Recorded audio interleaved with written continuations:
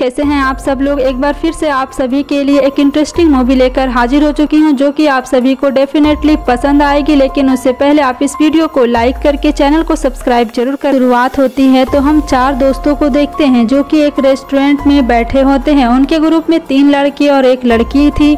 उनमें से एक लड़के का नाम माइक था। तीनों आपस में बातें कर रहे होते हैं कि एनुअल आने वाला है तो क्यों ना हम लोगों को टॉर्चर करें। माइक कहता है कि हमेशा की तरह मैं तो जेकब को टॉर्चर करूंगा। इनटैक्ट जेकब एक इनोसेंट सा लड़का था जिसे हर साल माइक तंग किया करता था। यह प्लान सुनकर उनकी फीमेल फ्रेंड उन्हें मना करती है कि तुम लोगों को ऐसे तंग नहीं करना चाहिए और जेकब का क्या कसूर है जिसे तुम लोग हर साल सताते हो। माइक कहता है कि तुम्हारे सवाल में ही तुम्हारा जवाब है कि हम उसे हर साल सताते हैं और यह अब हमारी आदत बन चुकी है। तुम क्या जानो उसे सताने में कितना मजा आता है। और वह लड़की उस ग्रुप में मौजूद अपनी बेस्ट फ्रेंड को भी मना करती है कि ऐसा नहीं करना तुम। लेकिन जब माइक उसका बात नहीं मानता है तो वह यहाँ से उठकर चली जाती है। अब देखते हैं कि माइक और उसका दोस्त खाना खा चुके होते हैं और अब हम देखते हैं कि वे लोग जाते हैं मैनेजर के पास अपना बिल पे करने के लिए। अभी मैनेजर उनसे पूछता है कि एलुमनी आ रही है, तुम लोगों का उसके लिए क्या प्लान है। तो माइक कहता है कि हम एक लड़के को बहुत बुरी तरह टॉर्चर करने वाले हैं जिससे हमें बहुत मजा आने वाला है। तो मैनेजर भी अपना इंटरेस्ट शो करता है और कहता है कि मैं भी जाना चाहता हूं और देखना चाहता हूं कि तुम लोग उसे किस तरह टॉर्चर करोगे। माइक कहता है कि नहीं, यह मेरा और मेरे दोस्तों का प्लान था। तो वहां पर मैनेजर उससे काफी रिक्वेस्ट करता है तो माइक मान जाता है और उसे अपने साथ ले जाने और जेकब को टॉर्चर करने। अब हम जान लेते हैं कि जेकब कौन था। वह एक मेंटली लड़का था जिसका दिमाग ठीक से काम नहीं करता था और वह न ज्यादा कुछ सोच पाता था। उसे कैंडीज खाना बहुत पसंद था, इतना पसंद था कि जिससे वह पंपकिन बास्केट में लेकर घूमता था। अब वह फेस्टिवल की तरफ जाता है। बेसिकली वह एक लेबर के तौर पर आया था। फेस्टिवल का ऑनर उसे कहता है कि तुम अपनी पूरी लगन के साथ काम करना, पूरी मेहनत से काम करना और याद रहे ऐसी वैसी कोई हरकत न करना जिससे तुम्हारी और मेरी बेइज्जती हो। फिर वह ऑनर उससे कहता है कि शो शुरू होने ही वाला है, तुम अपनी तैयारी कर लो। लेकिन जैकब अब जैसे ही बाहर आता है उसके सामने माइक और वही लोग खड़े होते हैं जो उसे तंग करने लगते हैं।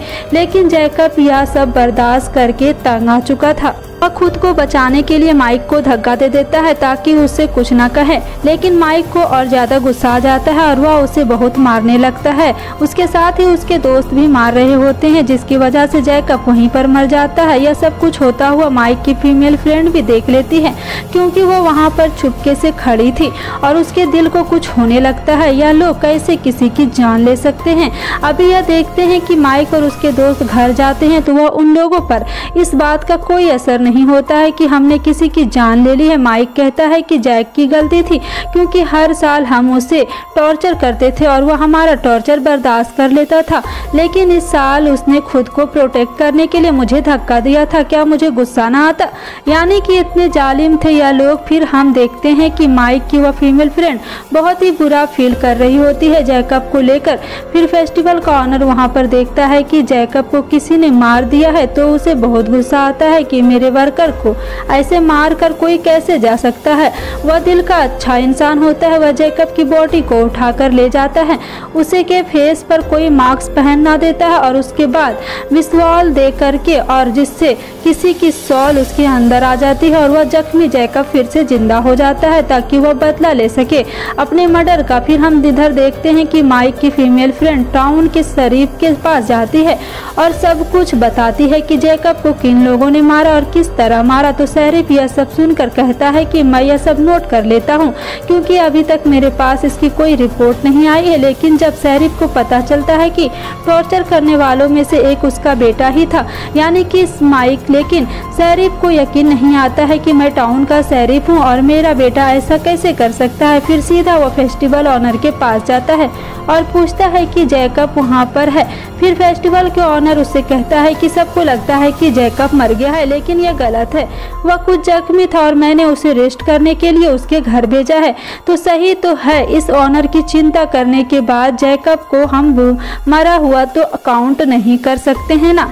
सैरिफ सीधा जैकब के घर जाता है और दरवाजा नॉक करने लगता है, लेकिन कोई भी दरवाजा नहीं खोलता है तो वो वापस आ जाता है। लेकिन फिर हम माइक की फीमेल फ्रेंड को देखते हैं, उसका एक दोस्त से मिलने आती है और उसे बताती है कि सैरिफ ने इन्वेस्टिगेशन की है और उसे पता चला है कि जैकब अभी जिंदा है। यह सुनकर उस लड़की को थोड़ा सुकून होता है, वह शुक्र है और जिंदा तो है। वही आप मैनेजर को देखते हैं कि जिसने माइक के साथ मिलकर जैकब को मारा था, बता रहा होता है कि मेरी इवेंट बहुत अच्छी गुजरी और बहुत मजा किया। पहली बार फिर वह वॉशरूम आता है जहाँ पर वही पंपकिन बास्केट पड़ी हुई होती है और उसमें कैंडी होती है जिसे वो खाने लगता है। फिर वहाँ पर जैकब आ जाता है और उसका पेट फाड़कर उसे बुरी तरह से मार देता है। उसने अपना एक मर्डर से बदला ले लिया था। फिर सैरिफ भी आता है और इन्वेस्टिगेशन करने लगता है। उसे कैंडी हाथ लगती है, तब पता चलता है कि उसे टॉर्चर करने वालों में से उस रात या मैनेजर भी था। पता नहीं, यह शक होता है कि उसके पीछे जैकब का हाथ और जैकब ने ही इसे मारा है। तब वहाँ पर माइक के फ्रेंड और उसके फीमेल फ्रेंड फिर वहाँ पर आ जाती है। फिर सैरिफ उनको भी सब कुछ बताता है और वह जाकर माइक और उसके बाकी दोस्तों को भी बताते हैं। माइक कहता है ये तो पॉसिबल ही नहीं है कि जैकब किसी का मर्डर कर सकता है, उसमें इतनी हिम्मत कहाँ से आए। अगर उसमें इतनी हिम्मत होती तो वह खुद को बचा न लेता। और जहाँ तक बात है मैनेजर के मर्डर की, तो हो सकता है उसकी कोई दुश्मनी नहीं, मर्डर किया हो तो जरूरी तो नहीं कि जैकब हो। और बाकी सब लोग भी उनके बात मानने के लिए तैयार हो जाते हैं। हो सकता है कि किसी का उनका ख्याल ना हो, लेकिन जब माइक के घर से उसके सभी दोस्त जाते हैं तो अपने घर में अजीबोगरीब ख्याल आने लगते हैं। वहाँ आगे बढ़कर देखता है तो उसे वही पंपकिन बास्केट नजर आती है। वह बहुत हैरान होता है कि यहाँ पर कैसे आया, लेकिन इसी हैरानी में जैकब उस पर अटैक कर देता है और उसे दीवार से लगाकर उसका स्क्वायर कोड यानी कि रीढ़ की हड्डी खींच लेता है, जिससे उसकी फौरन डेथ हो जाती है। दूसरी तरफ हम देखते हैं कि सैरिफ को पूरा शक होता है कि यह मर्डर जैकब ही कर रहा है। तो वह दोबारा से उस फेस्टिवल ओनर के पास जाता है और तो वहाँ सैरिफ से कहता है कि मैंने आपको बताया ना कि उसे चोट लगी थी और मैंने उसे घर भेजा है कि रेस्ट करने के लिए। अभी वह बात कर रहे होते हैं कि तब एक और पुलिस ऑफिसर आकर सैरिफ को बताता है कि माइक और उसका दोस्त का मर्डर हो गया है।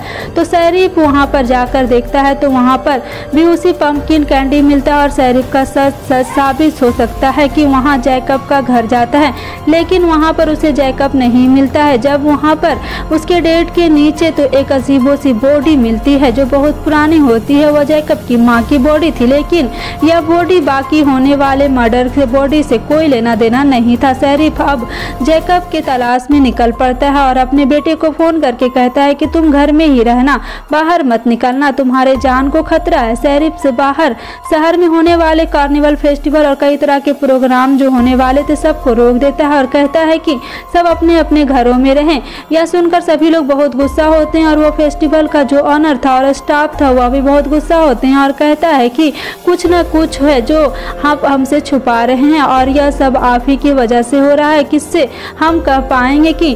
तभी जो है वहाँ पर एक आदमी बैठा होता है जिसका नाम बेशक होता है। वह उस फेस्टिवल के ऑनर से मिलता है और कहता है कि क्या जो तुम कर रहे हो वह ठीक है, मैं भी उस पर विश्वास कर लूँगा। तो वहाँ ना कहता है कि जी मैं बिल्कुल ठीक कर रहा हूँ, हम जैसे छोटे लोग हमेशा टॉर्चर होते आए हैं और माइक जैसे बड़े लोग हमें टॉर्चर करते आए हैं और अब यह उनकी आदत बन चुकी है दूसरों को सताना और उनका दिल दुखाना। असल में माइक और उनके साथियों ने ही जैकब को मारा है, मैंने बस उसको जिंदा किया था वो अपने मर्डर का बदला ले सके। तो आप यह बताएं क्या यह गलत है? और यह बात है वहाँ के सभी स्टाफ मेंबर के सामने आ जाती है और वह एग्री हो जाते हैं कि अब हम इन ऑनर का साथ देंगे क्योंकि यह सच कह रहा है। टॉर्चर करने वालों के खिलाफ कोई ना कोई अगला स्टेप और एक कदम तो उठाना ही पड़ेगा। फिर हम देखते हैं कि माइक की फीमेल फ्रेंड और उसका दोस्त एक जगह पर होते हैं।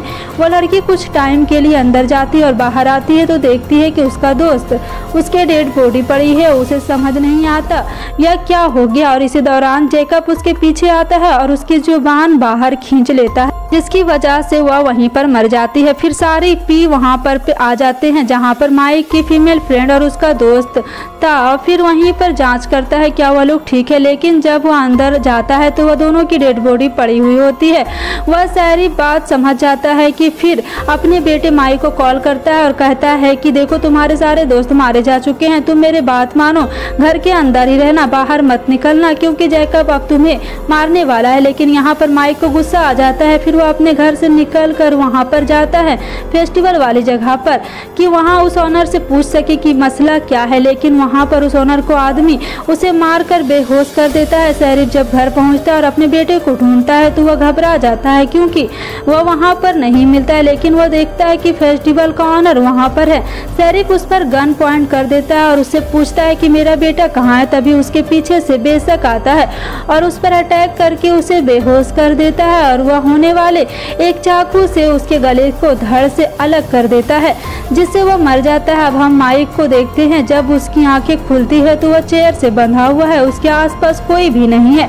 वह दूर से शेरिफ की गाड़ी आता हुआ देखता है, यानी उसके फादर की गाड़ी को, तो वह खुश हो जाता है। कहता है मेरे फादर आ गए हैं मुझे बचाने के लिए, लेकिन यह उसकी गलतफहमी। उनकी गाड़ी में उसकी फादर ही नहीं बल्कि उसका सर गाड़ी के ऊपर था, कटा हुआ सर, जिसे देखकर माइक रोने लगता है क्योंकि वह जानता था कि अब वो अभी मारा जाएगा। उसके फादर जो नहीं रहे, कोई भी नहीं रहा। तभी जैकब आता है उसके सामने, जो कि उसे बहुत बुरी तरह टॉर्चर करके मारने वाला था। उसके दोनों बाजू उसके जिस्म से अलग कर देता है और फिर एक एक करके उसके सारे दांत निकाल देता है। इसी तरह उसे टॉर्चर करके उसे मार डालता है। यहाँ पर सीन चेंज होता है और अब हम उस फेस्टिवल के ऑनर को देखते हैं, जो कि किसी दूसरे शहर में अपना शो कर रहा होता है। एक लड़की को एक नेकलेस देता है जो कि माइक के दांतों से बना हुआ होता है और बता रहा होता है कि जैकब के बारे में। दो लड़की कहती है कि मुझे इस बात पर यकीन नहीं है कि वह कैसे जिंदा हो गया और कैसे लोगों को मारता है। तो ऑनर उससे कहता है कि कुछ लोग बिना वजह मासूम लोगों की जान ले लेते हैं और